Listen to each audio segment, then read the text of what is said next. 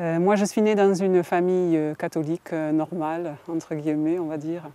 Et bon, voilà, j'ai grandi là-dedans, un peu, une éducation un peu donc étroite, un peu, bon, une adolescence un peu difficile avec des problèmes de santé et qui m'ont conduit à me refermer, me replier sur moi-même beaucoup. Après, au niveau de l'église, de la foi et tout, j'ai vraiment tout jeté assez violemment. C'était l'époque après 68, donc voilà, toutes ces idées, tout ce courant. Bon, il y avait en moi une révolte aussi, et une révolte assez violente d'ailleurs envers l'Église, je peux dire, hein, qui était, je pensais, aussi la source de tous mes problèmes, mes blocages, mes frustrations, tout ça. J'ai commencé à trouver un peu une liberté, mais bon, une liberté comme je l'entendais, cette liberté, voilà, bâtie un peu sur la révolte. Très très doucement et très subtilement, tout a commencé à partir un peu en friche, hein, ma vie. Donc au gré des rencontres, au gré des courants un peu, et voilà. Donc je me suis retrouvée finalement dans un milieu très marginal où j'ai fui beaucoup en fait la réalité, la société, tout, toujours avec cette révolte un peu au fond du cœur. Et donc des expériences aussi bon, pas très heureuses. J'ai fumé des pétards pendant des années, j'aimais bien faire la fête, mais ça restait toujours une joie superficielle, hein. Au profond de moi, il y avait toujours plein de questions sur le sens de la vie, sur voilà, des questions essentielles auxquelles je n'avais pas de réponse.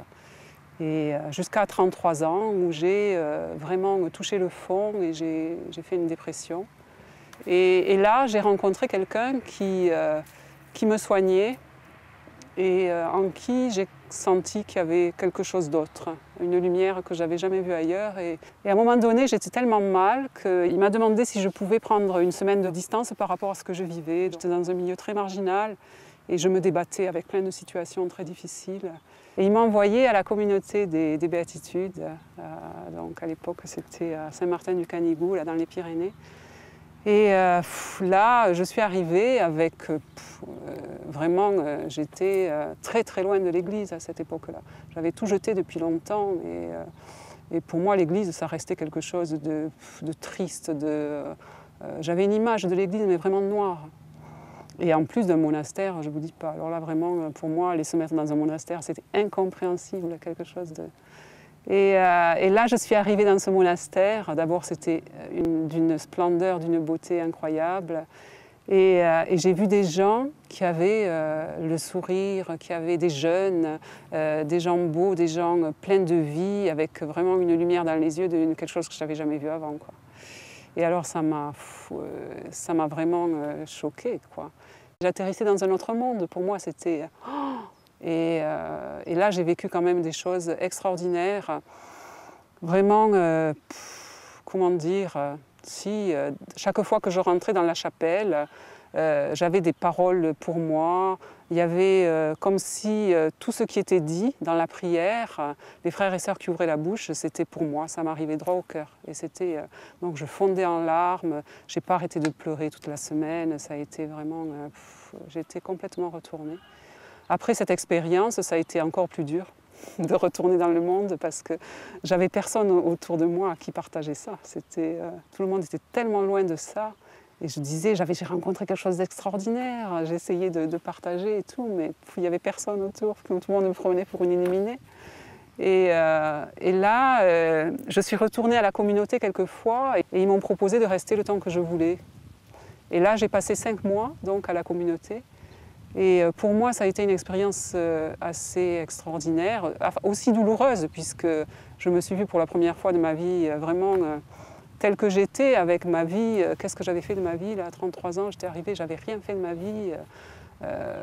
J'étais vraiment à l'intérieur de moi un peu comme éclatée en morceaux. Et je sentais qu'il y avait vraiment tout ça à reconstruire, toute cette unité à refaire. Et alors, pour moi, l'expérience la plus forte, ça a été un temps d'adoration. J'y allais comme ça, je ne savais pas trop ce que je faisais, mais j'y allais. Et un jour, je me suis mise à prier intérieurement et Et vraiment, j'ai senti une force, quelque chose d'incroyable qui arrivait d'en haut, quoi, et qui, comme un poids, qui me... C'est très difficile à décrire. Vraiment, j'étais sûre que c'était Jésus, que c'était Dieu qui était présent. Et j'ai eu l'impression, vraiment en un instant, que tout était... Les morceaux se recollaient, que tout prenait un sens, mais oui, Dieu existait. Et je n'ai plus jamais remis ça en question depuis. Ça a été une expérience très très forte.